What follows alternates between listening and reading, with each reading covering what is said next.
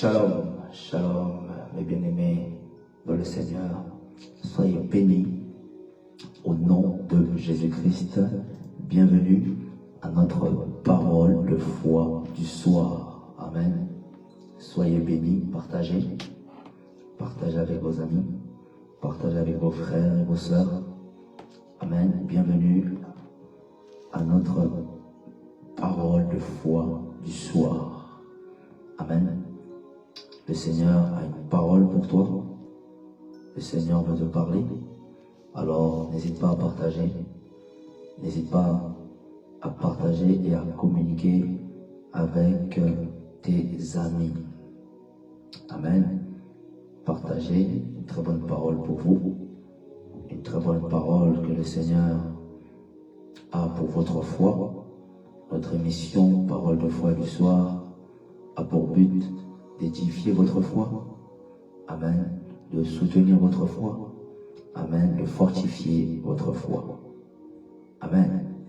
Alors, que le Seigneur puisse vous toucher de là où vous êtes. Que le Seigneur puisse vous accorder la grâce et la force. Amen. De rester avec nous. Alléluia. En tout cas, pour ceux qui ne connaissent pas, je suis le pasteur Shadrach Ekoso. Amen. Visionnaire du ministère Touch the Lives of Men et de l'église en ligne CHRWJM Church Online. Amen. Sans plus tarder, mes frères et sœurs, je vous invite à ouvrir votre Bible. Amen. Dans Matthieu 13, à partir du 4e verset. Amen. Jusqu'au 6e verset. Amen. Alléluia. Et ensuite, nous allons dans Matthieu 13, 20.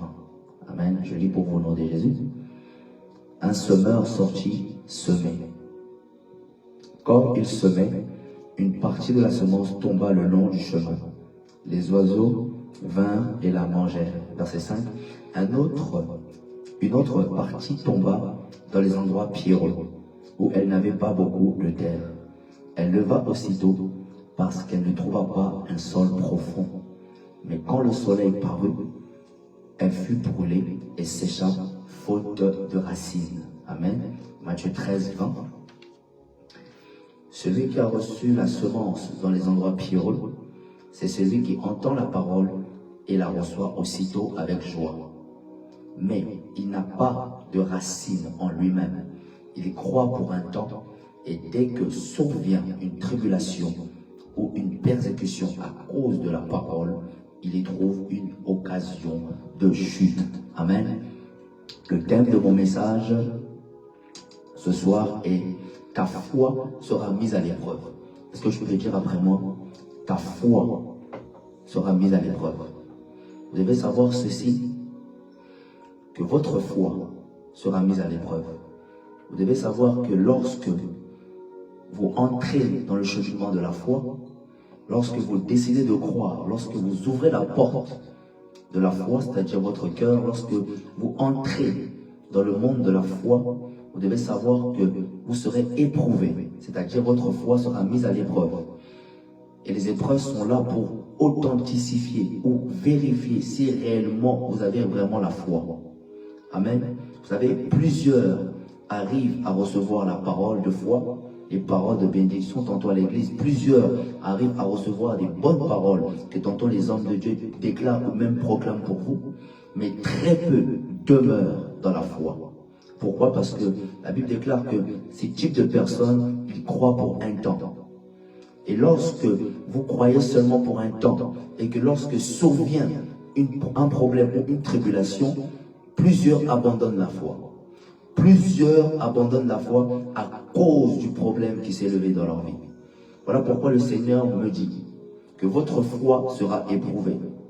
On doit vérifier, spirituellement, on doit vérifier si réellement vous avez la foi. Et vous devez savoir pourquoi ce texte, ici, c'est la parabole du semeur qui est sorti pour semer. Et le semeur qui est sorti pour semer, il y a des différentes terres, amen, qui ont accueilli cette parole. Notamment le long du chemin, notamment dans les endroits pierreux, notamment parmi les épines, et notamment la semence qui tomba sur la bonne terre. Mais aujourd'hui, je veux que vous puissiez vraiment prendre attention avec moi sur la semence qui est tombée sur les endroits pierreux. Amen. Et la semence qui est tombée sur les endroits pierreux, la Bible déclare que cette semence n'avait pas beaucoup de terre. Et lorsque le soleil parut, la Bible déclare que le soleil sécha cette semence. Pourquoi? Parce que la semence n'a pas trouvé sur cette terre des racines. Vous devez savoir ceci. Pour grandir dans la foi, vous devez méditer la parole de Dieu. Pour grandir dans la foi, vous devez méditer la parole de Dieu. La Bible déclare dans Romains 10, 17. Ainsi, la foi vient de ce qu'on entend, et ce qu'on entend vient de la parole de Dieu. Celui qui va avoir des racines dans la foi, celui qui va avoir des profondeurs dans la foi, il doit méditer la parole de Dieu. Et cette semence qui est tombée dans les endroits pierreux, cette semence-là, ces types de personnes-là, sont des types de personnes qui reçoivent la parole avec joie. Mais lorsqu'il y a une tribulation qui survient, lorsqu'il y a un problème qui survient, ils y trouvent une occasion de chute à cause de la parole. Vous devez savoir ceci. Dès lorsque vous recevez une parole, vous serez mis au défi. Le diable va vous défier. Le diable va vérifier si réellement vous avez la foi. Le diable va combattre cette parole que vous avez reçue. Et plusieurs manquent de racines. Plusieurs n'ont pas de racines dans la foi. Et voilà pourquoi ce type de personne qui reçoit la semence dans les endroits pierreux, la Bible déclare qu'il croit pour un temps. Il reçoit la parole, il reçoit la semence avec joie et il croit pour un temps. Et dès lorsqu'il y a le problème, directement, ils y trouvent une occasion de chute.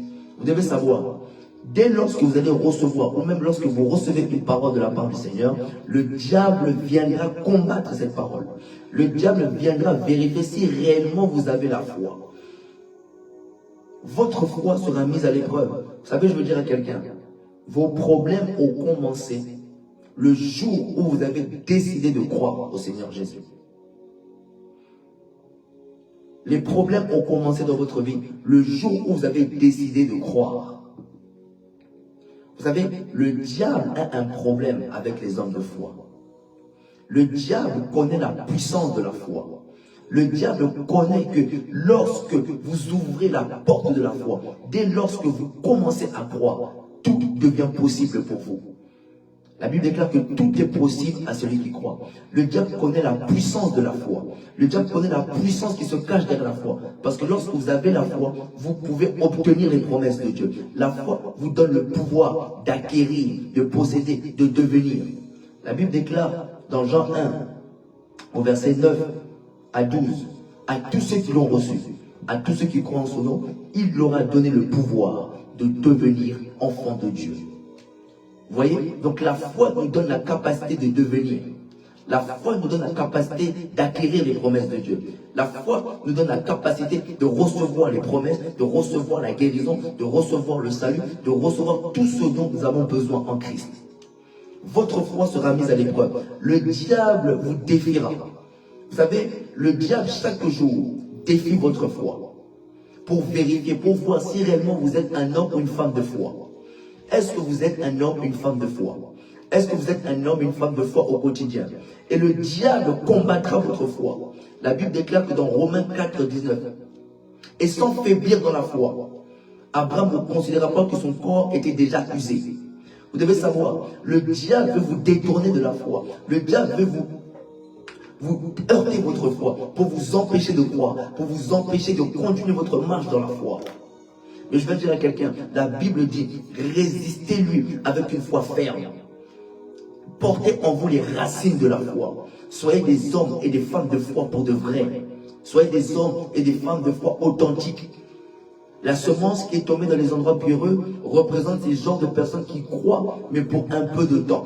Dieu veut que nous puissions croire tous les jours, pas pour un temps. Je vais dire à quelqu'un, sois un homme de foi tous les jours. Sois un homme de foi. La Bible déclare, j'ai combattu le beau combat de la foi. J'ai achevé la course. Oh, je vais dire à quelqu'un, ton histoire a commencé dans la foi et ton histoire se terminera dans la foi.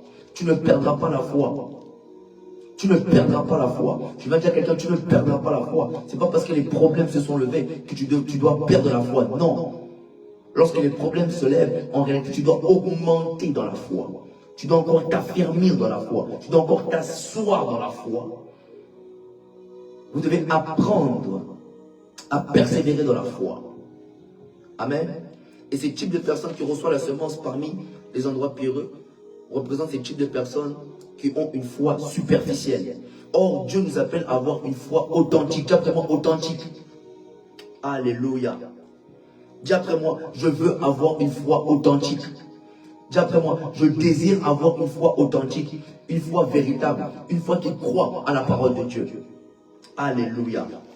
Comme je vous l'ai dit, vos problèmes ont commencé le jour où vous avez décidé de croire. Le jour où vous avez décidé de croire en Jésus. C'est alors que vos problèmes ont commencé. C'est alors que vous êtes devenu une cible. Vous devez savoir que lorsque vous gardez la parole de Dieu, le diable vous combattra. Votre foi sera mise à l'épreuve. Dans le monde spirituel, on doit attester réellement si vous avez la foi. Les épreuves sont là pour nous révéler le niveau de notre foi. Vous savez, les épreuves nous révèlent le niveau de votre foi. La Bible déclare dans Hébreux 11:1. La foi, or la foi est une ferme assurance de choses qu'on espère, une démonstration de celles qu'on ne voit pas. Par l'attitude que vous manifestez dans les épreuves, je peux déterminer et lire si réellement vous avez la foi. Votre foi est liée avec l'attitude que vous manifestez.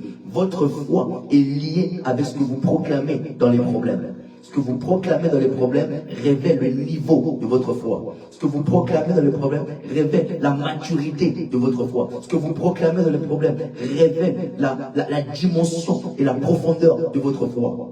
Lorsque vous proclamez la parole de Dieu, cela révèle la profondeur, que vous avez des racines de la foi, que vous êtes stable. Vous savez, la foi, ça veut dire F comme fermeté, O comme obéissance, I comme insensible, insensible aux problèmes. Vous devez être insensible aux problèmes, même si les épreuves viennent. Vous devez avoir une foi ferme.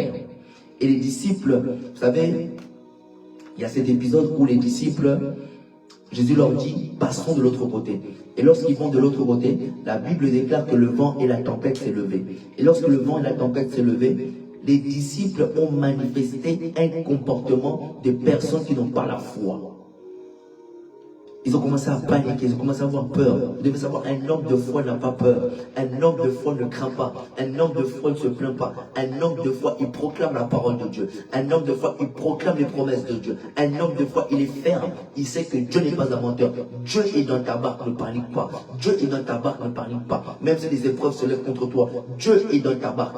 Et lorsque Jésus s'est réveillé, qu'est-ce que Jésus leur a reproché? Gens de peu de foi. Je comprends par là qu'il y a des personnes qui ont la foi, mais pas de la même manière. Vous savez, tout le monde n'a pas la foi de la même manière. Tout le monde n'a pas la même dimension de la foi. Il y a des personnes qui ont des petites foi, il y a des personnes qui ont des grandes foi. Alléluia. Et le Seigneur désire à ce que l'Église puisse atteindre cette dimension de la foi, où on devient inébranlable devant Satan, où Satan n'arrive plus à nous dominer. Pourquoi? Parce que nous sommes des femmes et des hommes de foi. C'est pas lorsque l'épreuve se soulève, vous devez abandonner la foi. Non. Alléluia. Êtes-vous de ceux-là qui abandonnent la foi? Ou êtes-vous de ceux-là qui persévèrent dans la foi? Alléluia. Vous devez être du côté de ceux-là qui persévèrent dans la foi. Amen. Le Seigneur désire à ce que nous puissions croire tous les jours et sans faiblir dans la foi. Alléluia. Est-ce que vous me suivez? Vous avez la foi. Soyez prêts à être éprouvés à cause de votre foi au quotidien. Le diable, son but, c'est de vous déstabiliser dans la foi. Le diable, son but, c'est de semer le doute dans votre foi. Voilà pourquoi vous devez garder constamment le regard sur Jésus. Hébreux 12:2 nous dit, ayant les regards fixés sur Jésus, qui est le consommateur de notre foi. Le diable veut vous pousser à regarder au problème, mais regardez à Jésus. Le diable veut maintenir votre attention sur les problèmes que vous traversez. Mais Dieu te dit, regarde-moi, regarde à Jésus. Regarde ce que Dieu t'a dit dans sa parole. Ne regarde pas ce que tu vois, regarde ce que Dieu t'a dit dans sa parole. La foi est une ferme assurance. Vous devez avoir cette ferme assurance tous les jours. Vous devez avoir cette ferme assurance au quotidien. Vous devez avoir cette ferme assurance tous les jours de votre vie. la certitude. Amen. Alléluia. Le diable, son but c'est de semer le doute en vous, de semer la peur, vous pousser à l'incrédulité, vous pousser à vous plaindre. Amen. Et lorsque vous plaignez, cela montre que vous n'avez pas encore des racines profondes dans la foi. Vous avez besoin d'être affermi et grandir dans la foi. Vous savez, le combat de la foi, c'est tous les jours de notre vie. Tous les jours de votre vie, le diable essaiera de vous déstabiliser.